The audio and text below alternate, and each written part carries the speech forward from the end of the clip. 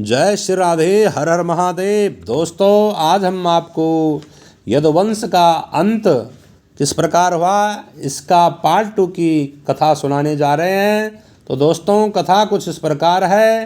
राजा परीक्षित ने पूछा, हे महामुनि सुखदेव जी, उद्धव जी के जाने के बाद भगवान श्री कृष्ण किस प्रकार गोलोक गए और यदुवंशियों का विनाश किस प्रकार हुआ, इस संदर्भ में प्रकाश डालने की कृपा प्रदान करे। सुखदेव जी ने कहा, हे राजन, उद्धव जी जब बद्रिका का आश्रम चले गए तब प्रभास क्षेत्र में स्थित यदुवंशियों पर अनेकों प्रकार का उत्पात होने लगा और समस्त यदुवंशी भोग वासना एवं मदिरा पान में लिप्त हो गए।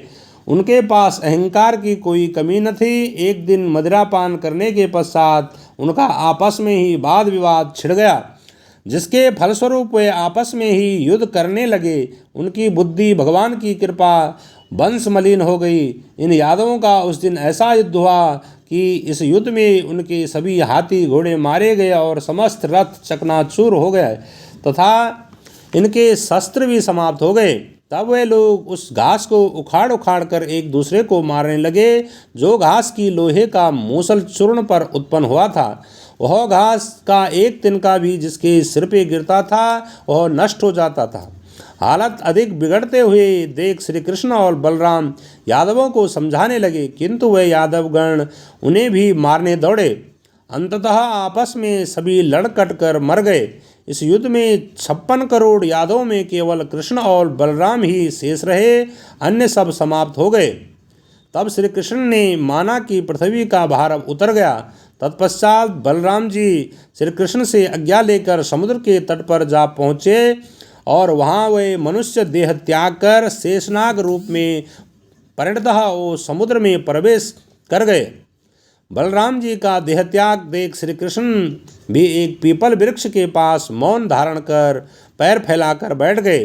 तभी जरा नाम के व्याघ्र ने, जिसने मूसल के अवशेष लोहे के खंड को तीर में मंडा था, उसने श्री कृष्ण के पाँव में चमकते हुए मणि को मृग की आंख समझकर वही बाण मारा जो व्याध पुरुष जन्म का बाली था। जब भगवान को बाण चरण में लगा तो आह का शब्द मुखारबिंद से निकल पड़ा, जिसे सुनकर व्याध दौड़ा हुआ आया और उनके चरणों में गिरकर अपनी अज्ञानता की क्षमा मांगने लगा। इस पर श्री कृष्ण बोले, हे जरा, तुम भय को त्याग दो, क्योंकि तूने यह कार्य मेरी इच्छा से किया है, इसलिए अब तू स्वर्ग जा।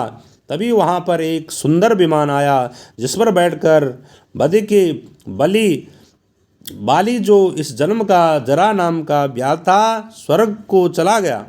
तत्पश्चात भगवान कृष्ण का सारथी दारुक उन्हें ढूंढता हुआ वहां आ पहुंचा। वह भगवान की दशा देख अत्यंत व्याकुलता से रोने लगा। तब भगवान कृष्ण बोले, हे दारुक, धीरज धरो, अब मेरा काम समाप्त हो गया है, अतः जाना ही पड़ेगा। कुछ ही समय के बाद तुम भी अपने कर्मों को करते हुए मुझ में आकर विलीन हो जाओगे। अब तुम मेरी आज्ञा से द्वारका जाओ, वहाँ हमारे बांधवों से मेरे और बलराम जी के परम लोक गमन का समाचार सुना देना और यह भी कह देना कि अब कोई द्वारका में नहीं रहे, क्योंकि आज से 7वें दिन उसे समुद्र डुबो देगा। इस कारण उनसे कह देना कि वे सभी समस्त सामग्रियों के साथ हमारे माता पिता को साथ लेकर इंद्रप्रस्थ चले जाएं।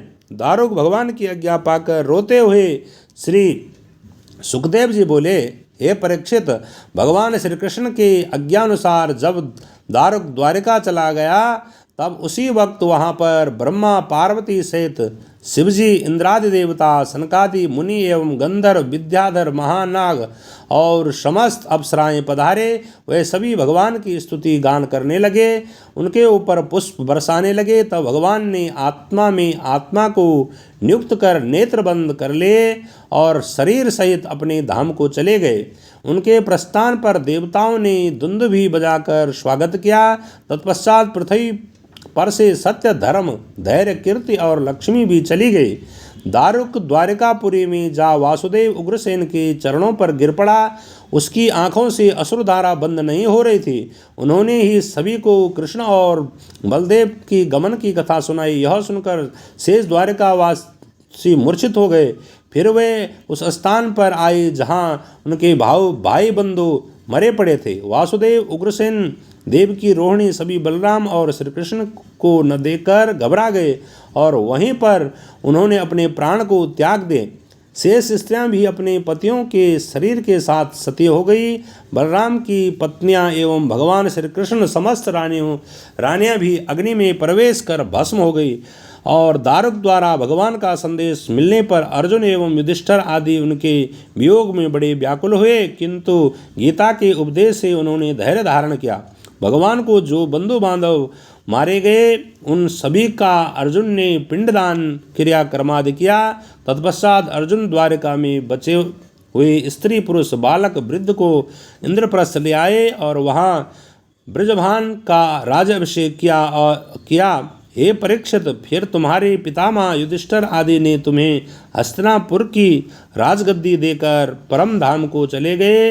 राजन, जो भी मानव पृथ्वी पर इस कथा का श्रवण या पठन करेगा वह परम मोक्ष को पाएगा, इसमें कोई संशय नहीं। जय श्री कृष्णा।